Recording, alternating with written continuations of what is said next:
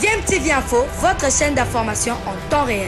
La politique, la santé, le sport, les faits de société, la musique, les rumeurs et bien plus encore. Vous découvrirez cela dans notre chaîne DMTV Info.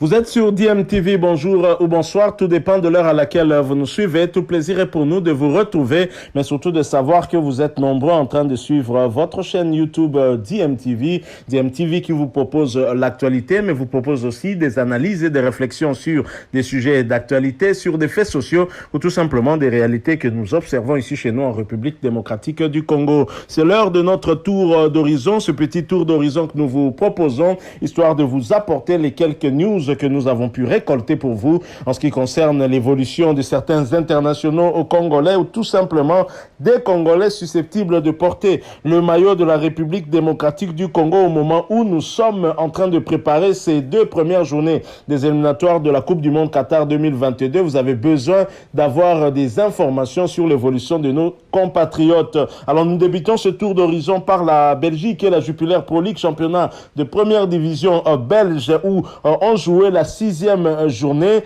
et douche froide pour Edo Kayembe et Julien Ngoy qui recevaient Serein et qui subissent là une première défaite. La première cette saison après 5 journées. Eupen se retrouvait déjà leader au classement de Jupiler Pro League avec 11 points, mais nous avons été surpris de voir que cette équipe a été battue hier à domicile par Serein sur la marque de 1-2 alors que l'équipe était même menée sur le score de 0-2, la première mi-temps étant soldée sur le score de 0-partout. Et pourtant, en termes de possession de balles, Eupen dominait le jeu avec 58% de possession contre 42 seulement pour Serein, mais Serein s'est montré beaucoup plus réaliste. Et pour ce match, notre international congolais Edo Kayembe qui après en tout cas ce match va prendre son avion rapidement pour Kinshasa, ensuite Lubumbashi pour affronter la Tanzanie, était bien présent dans ce système de 3-5-2 choisi par son entraîneur. Il était parmi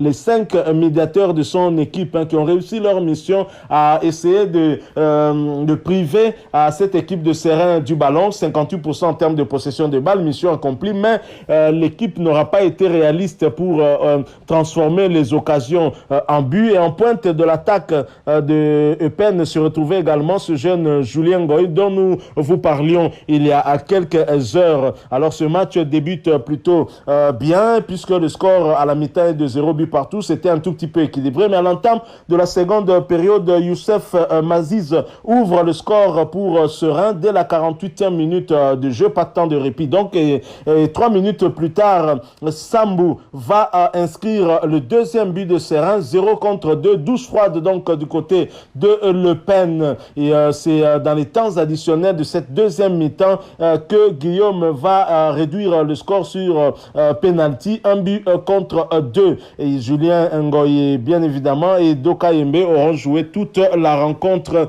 malheureusement perdu, 1-2. Alors évidemment, c'était le dernier match avant cette pause internationale, avant que Edo Kayembe ne prenne son avion. Et le prochain rendez-vous pour cette équipe, ce sera la réception le 11 septembre prochain de Royal Antwerp pour le compte de la 7e journée. Il faudra encore faire très fort et se ressaisir très rapidement parce que Eupen va jouer face à une équipe qui a retrouvé ses marques et qui avait un peu mal entamé ce championnat de Jupiler Pro League et qui va mieux depuis. Donc voilà tout pour ce qui concerne Edo Kayembe. Place maintenant à l'équipe nationale des Léopards de la RDC. Déplacement périlleux pour le Standard de Liège de Samuel Bastien, Merveille Bopé ainsi que Jackson Mouleka sur le terrain de Royal Union Saint-Gilloise. Saint-Gilloise qui n'a pas fait en tout cas dans le demi-mesure puisque cette équipe a battu le Standard de Liège par le score de 4-0, 2 buts par mi-temps et le Standard de Liège est resté en tout cas impuissant face à cette machine de Royal Union Saint-Gilloise. Pourtant, la domination en termes de possession des de balle avait été laissé du côté du Standard de Liège avec 53% contre 47% du côté de l'Union Saint-Gilloise. Et au début de cette rencontre avec ce système de 4-1, 4-1 et Samuel Bastien, bien évidemment, avait été titularisé par son entraîneur pour ce match, mais sera resté impuissant face à cette machine de Union Saint-Gilloise concurrent, en tout cas à la première place, qui était à l'affût derrière KAS Pen d'Edo Kayembe et de Julien Ngoyi.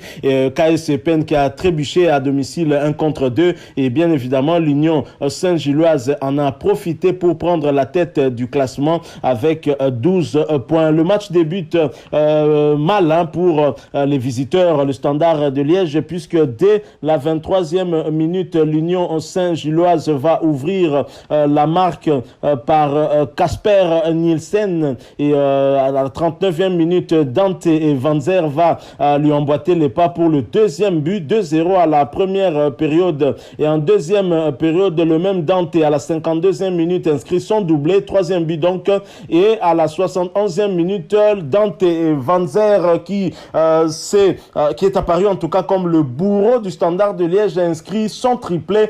4-0 donc pour l'Union Saint-Gilloise, et cette équipe qui bascule tout de suite en première place du classement de la Jupiler Pro League au terme de 6 journées. Et notre compatriote Samuel Bastien avait joué toute la rencontre. Il est donc resté, je l'ai dit, impuissant face à cette équipe qui monte en puissance. Alors le match, c'était le dernier match avant la trêve internationale et bien évidemment, et au retour de cette trêve internationale, puisque Samuel Bastien va faire le voyage de Kinshasa pour des formalités administratives. Il a eu à faire le choix de la nationalité sportive RD congolaise. Il a parlé d'un choix de cœur. Samuel Bastien va donc renforcer l'effectif d'Hector Raoul Cooper. On pourra compter sur lui sur les prochaines journées dès que ces formalités administratives seront clôturées avec la FIFA et la CAF, bien évidemment. Alors le prochain rendez-vous pour le Standard de Liège ce sera encore un déplacement du côté du RFC Serein. Ce sera le 12 septembre 2021 prochain. Donc il faudra bien se ressaisir rapidement pour essayer de reprendre les points perdus contre l'Union Saint-Gilloise. Au terme de ce match, l'Union Saint-Gilloise occupe la première place en termes de 6 journées avec 4 victoires, 2 défaites, 0 nul, 12 points, alors que le Standard de Liège se retrouve à la 6e position en termes de 6 journées, 3 victoires, 2 défaites et un match nul. Ça fait donc 10 points. Et Jackson Mouleka qui demeure être blessé et Merveille Bopé aussi, mais ils sont convalescents. On peut les voir revenir d'ici peu et ce sera une bonne chose, un bon renfort pour cette équipe de Standard de Liège qui aura donc été étriée par l'Union Saint-Gilloise qui cherchait à rafler la première place à Le Pen. Et Le Pen qui a aussi trébuché à domicile, laissant filer l'Union Saint-Gilloise, même si l'écart entre les deux équipes est de un seul petit point. Quittons la Belgique, mais n'allons pas très loin puisque nous allons chez le voisin en France. Donc, et en France, nous allons en 2e division française pour avoir des nouvelles d'un international congolais qui malheureusement n'a pas été appelé par Hector Cooper. Il s'agit de Gédéon Kaloulou, sociétaire de l'AC Ajaccio, et Ajaccio qui jouait la 5e journée du championnat français de 2e division qu'on appelle la Ligue 2. Belle opération pour AC Ajaccio et Gédéon Kaloulou à l'extérieur. Un but partout face à Guingamp. Pourtant, l'AC Ajaccio menait à la mi-temps 0 but contre 1. Et pour ce match, l'international congolais Gédéon Kaloulou avait été titularisé du côté droit. C'est un latéral droit, bien évidemment. Il a été titularisé dans ce système 4-4-2 choisi par son entraîneur. Un match qui était un tout petit peu légèrement à l'avantage de Guingamp en termes de possession de balle avec 53%. L'AC Ajaccio avait 47%. 28%. Et ce match débute plutôt bien pour les visiteurs qui parviennent à trouver le chemin de filet dès la 38e minute par Omar Gonzalez. 0 but contre 1, c'est le score à la mi-temps. En deuxième période, Guingamp essaye de se rattraper et fait très fort en arrivant en tout cas à égaliser grâce à El Hadji Ba à la 70e minute, un but partout. C'est le score qui restera en tout cas jusqu'à la fin de ce match. Et à noter que l'international congolais n'aura pas disputé toute la rencontre puisque 4 minutes après l'égalisation de l'équipe de Guingamp, Gédéon Kaloulou a été remplacé à la 74e minute. Donc, belle opération pour Gédéon Kaloulou et son équipe qui parviennent à arracher le point du nul à l'extérieur, hein, ce qui est une très bonne chose. Et au niveau du classement, l'AC Ajaccio occupe la 8e place au terme de 5 journées, 2 victoires, 3 matchs nuls. Jusque-là, l'AC Ajaccio tient bien, n'a pas encore connu de défaite et à 9 points dans son compteur, ce qui est une très bonne chose. Il faut rester dans cette dynamique et essayer de se rapprocher un peu plus du haut du tableau. Alors, le prochain rendez-vous pour l'AC Ajaccio, ce sera après la trêve internationale le 11 septembre 2021 avec la réception de Sochaux. Voilà tout pour ce qui concerne Gédéon Kaloulou. Terminons ce petit tour d'horizon toujours en restant en Ligue 2 et là nous allons parler d'un autre joueur d'origine congolaise qui va bientôt porter le maillot de la RDC puisqu'il sera du voyage ici en République démocratique du Congo pour les formalités administratives. Quittons Gédéon Kaloulou, parlons maintenant de Lionel Mpassi Nzaou. Lionel Mpassi Nzaou qui est un gardien de but de l'équipe de Rodez en Ligue 2 française qui jouait également avec son équipe pour le compte de la 6e journée de la Ligue 2 et cette équipe de Rodez a concédé un match nul de 2 buts partout face à Dunkerque.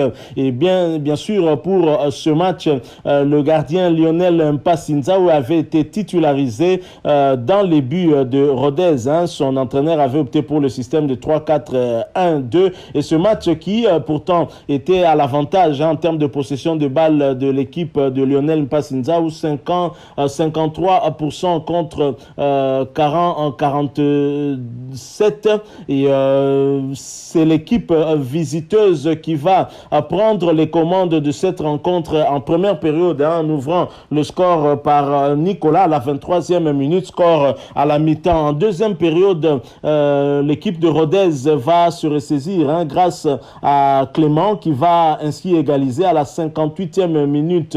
Et l'équipe visiteuse va encore prendre le dessus par Kevin qui va inscrire à la 66e minute le deuxième but avant de voir Lucas égaliser à la 80e minute. Et les deux équipes vont se séparer ainsi dos à dos, 2 buts partout. Lionel Mpassi Nzaou, malgré ses 2 buts concédés, aura quand même réussi avec son équipe à arracher ne serait-ce que ce point du nul, puisque l'équipe a été menée à 2 reprises, a eu en tout cas un mental très solide, très fort pour à chaque fois remonter ses buts et ainsi arracher ne serait-ce que ce point du match nul. Alors en termes de classement, l'équipe de Rodez occupe la 10e place après 6 journées, 2 matchs gagnés, 3 matchs nuls et 1 défaite, 9 points donc dans son compteur. Espérons que la prochaine rencontre sera plus favorable et cette rencontre interviendra après la trêve internationale puisque Rodez va se déplacer sur le terrain de Amiens, club de Shadrack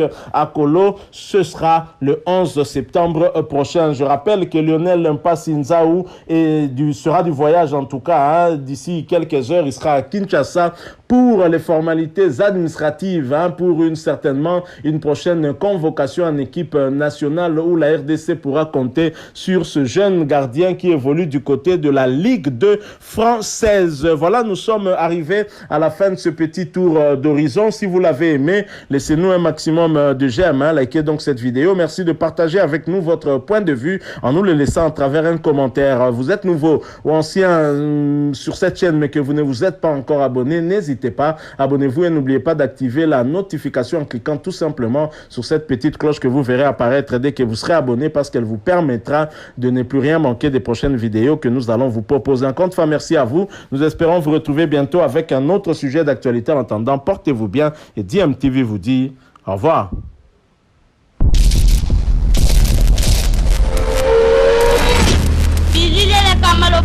ebele.